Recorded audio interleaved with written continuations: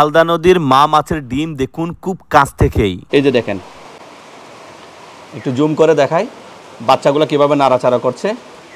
এই যে দেখেন কিভাবে সেখানে মাছগুলো কিলবিল করছে।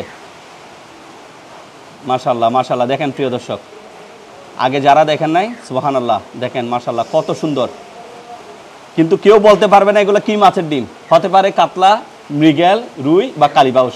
আপনাদেরকে দেখাই, দেখা যায় একটু, দেখা যায় একটু জুমে রাখেন এরকম। প্রিয় দর্শক দেখেন, এই যে মাছ যেগুলো নড়াচড়া করছে এগুলো হচ্ছে যে হালদার হোয়াইট ডায়মন্ড, রুই, কাতলা, মৃগেল, কালীবাউস। 8 ঘন্টার মধ্যে এই যে যেগুলো ভ্রূণ আছে সেগুলো বের হবে।